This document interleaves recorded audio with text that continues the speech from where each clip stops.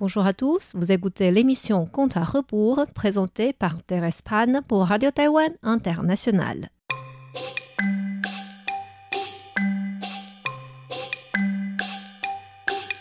La semaine dernière, nous avons raconté l'histoire sur un homme s'appelant Yan Da-wei. Il aimait créer une image intègre de lui-même et faire croire aux gens qu'il était important aux yeux du préfet. Mais en réalité, il était corruptible et irresponsable. Pour ne pas être jugé en raison des 2 plaintes portées contre lui, il s'enfuit ailleurs en laissant ce désordre à son frère Yan Da-yu. Yan Da-yu demanda à ses 2 beaux-frères de venir chez lui pour trouver une solution. Les noms de ses beaux-frères étaient Wang De et Wang Ren. Ils avaient tous 2 fait l'école officielle et maintenant du degré salarié.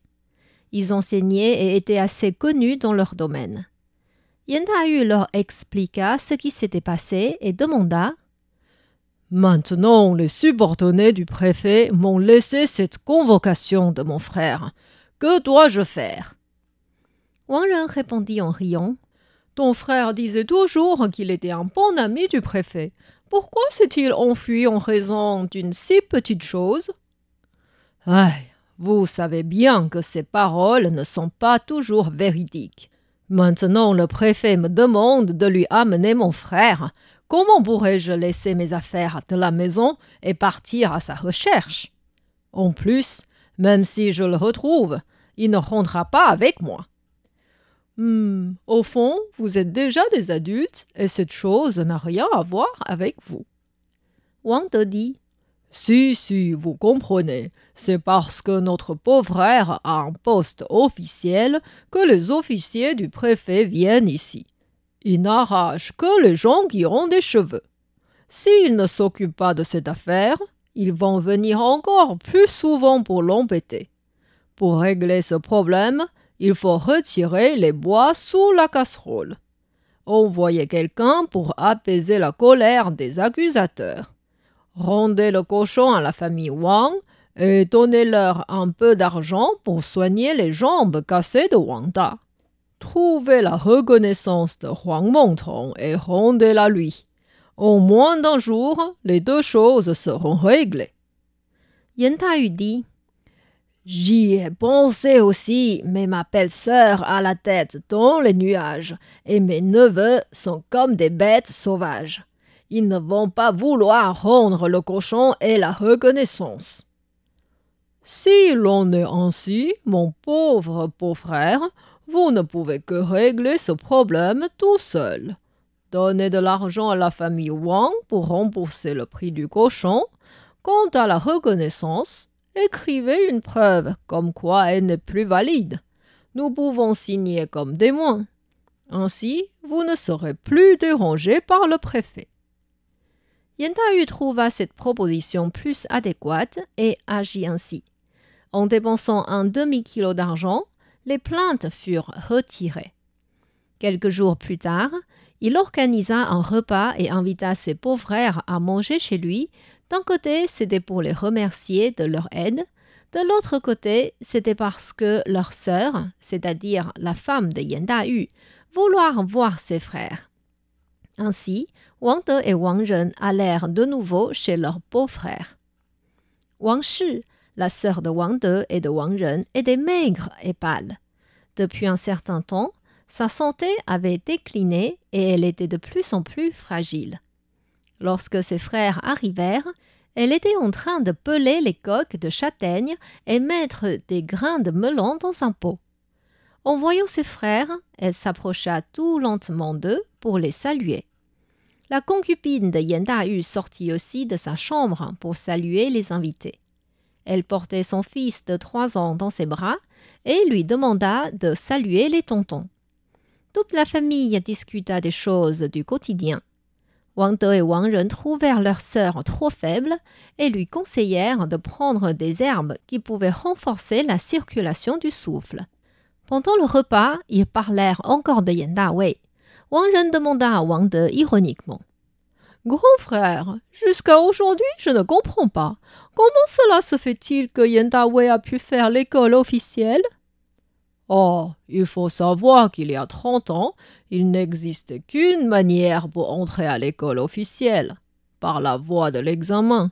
Mais ces années-ci, il suffit d'avoir de l'argent ou des liens personnels pour y entrer. Ce Yentawei est vraiment très avare. Nous sommes de la même famille par le lien du mariage et nous l'invitons plusieurs fois par an. Mais il nous a jamais offert un seul verre. C'est seulement l'année dernière, quand il a été pris par l'école officielle, que nous avons pu participer au banquet chez lui. Wang De répondit en fronçant les sourcils. Je n'y suis pas allé. Pour ce banquet, il a demandé à chaque unité officielle de lui offrir des cadeaux. Il semble que les officiers de la préfecture qui voulaient lui plaire avaient collectionné 1 ou 2 bourses de monnaie, 100 pièces par trousse. Jusqu'à maintenant, il n'a pas payé les cuisiniers ni le boucher. S'ils vont tous les mois lui demander cette dette, la vie de famille ne sera plus du tout calme. Yan Da-yu dit « Même s'il est mon frère, je ne suis pas d'accord avec tout ce qu'il fait. Sans rien vous cacher, moi qui ai quelques champs sous mon nom, ma vie reste économe et simple. J'achète du porc juste assez pour nourrir 4 personnes et jamais 1 gramme de plus. De temps en temps, mon fils a envie de manger de la viande cuisinée dehors, je lui achète alors juste une petite bouchée pour le calmer. Mon frère n'a pas de champs et ils sont nombreux dans la famille. Il achète 3 kilos de porc au moins tous les 3 jours. Après avoir fini le repas de midi, il achète déjà du poisson à crédit pour le soir. Lorsque nous avons partagé l'héritage, nous avions le même nombre de champs. Et maintenant, il ne lui reste plus rien. Quand un problème arrive, il part plus vite que les autres.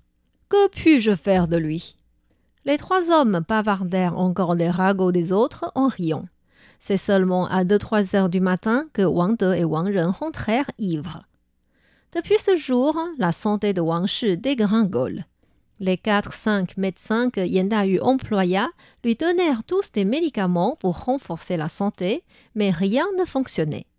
Finalement, elle ne pouvait plus se lever et restait tous les jours au lit. Zhao Shi, la concubine de Yan Da-yu, lui servit des médicaments et les plats soigneusement. Le soir, elle prenait son fils dans ses bras et s'asseyait au pied du lit. Et elle pleurait plusieurs fois sur la maladie de Wang Shi. Un soir, elle lui dit même « J'espère que le Bouddha prenne ma vie et vous redonne la santé. » « Tu es folle. La vie et la santé ne peuvent pas s'échanger. »« Je sais, mais ma mort ne vaut rien. Si vous partez, le maître va épouser une autre femme. La nouvelle maîtresse lui donnera des enfants et mon fils sera mis de côté et oublié. Autant que je meure à votre place, au moins mon enfant pourra bien grandir. » Wang Shi la regarda sans rien dire. Les larmes aux yeux, Zhao Shi continuait de la servir sans la quitter. Un soir, Zhao Shi sortit de la chambre sans revenir tout de suite. Wang Shi demanda à sa servante « Où est parti Zhao Shi ?»« Elle a installé une table d'offrande dans la cour et prie tous les soirs en pleurant pour votre santé, en voulant que le ciel vous donne sa vie. Comme vous avez l'air plus faible ce soir, elle est sortie prier plus tôt que d'habitude. » Pour ce que sa servante disait, Wang Shi n'avait pas l'air d'être convaincu. Le lendemain soir, Zhao Shi lui redit ces paroles en pleurant. Wang Shi répondit « Pourquoi vous ne dites pas au maître de vous prendre comme épouse après ma mort ?» En entendant cela, Zhao Shi demanda immédiatement à Yan Da-yu d'entrer dans la chambre et lui transmit ce message. Yan Da-yu ne voulait pas entendre cela et dit « Pour cette affaire, il faut que mes 2 beaux-frères entendent de leurs propres oreilles. » Wang Shi répondit avec sa voix faible « Faites comme vous voulez. » Dès le lever du soleil le lendemain, Yan Da-yu envoya un servant pour aller faire venir ses 2 beaux-frères. Il leur transmit ce que Wang Shi avait dit la veille et rajouta « Vous pouvez demander directement à votre sœur. Wang De et Wang Ren s'approchèrent du lit, mais Wang Shi ne pouvait plus parler. Elle pointa le fils de Zhao Shi et fit un signe de tête. En voyant cela, Wang De et Wang Ren gardèrent tous les deux un visage impassible sans rien dire. Yan Ta-yu invita ses deux beaux-frères à manger et personne ne mentionna ce sujet pendant le repas.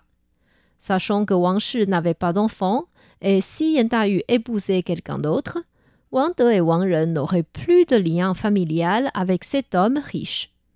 Après le repas, Yan Ta-yu fit entrer ses deux beaux-frères dans une chambre enclose sans servant et leur dit en pleurant « Votre sœur est vraiment ma meilleure assistante durant ces 20 ans. Maintenant qu'elle est si malade, si elle me quitte vraiment, je ne sais plus ce que je pourrais faire sans elle. L'autre jour, elle m'a dit qu'il fallait faire réparer les tombes de ses parents. Elle a fait un peu d'épargne ces années-ci et maintenant je vous l'offre comme souvenir. » Il ouvrit une armoire et sortit 2 enveloppes. Chacune contenait 4 kilos d'argent. Il donna cet argent à ses 2 beaux-frères et dit « C'est un petit cadeau de la part de votre sœur. Ne vous inquiétez pas pour les funérailles. Je payerai tout ce qu'il faut et vous aurez juste à venir participer à la cérémonie tout simplement. Demain, j'emploierai 2 palanquins pour amener vos épouses ici. Elles pourront choisir des bijoux de votre sœur qu'elles veulent garder comme souvenir. » Après cette parole, Yan Ta-yu quitta la chambre pour accueillir quelqu'un qui venait le voir. Comment Wang De et Wang Ren vont réagir ayant reçu cet argent? Est-ce qu'ils seront d'accord que Yan Ta-yu épouse Zhao Shi? Pour savoir ce qui se passera dans la suite, veuillez revenir la semaine prochaine dans l'émission Contes à rebours.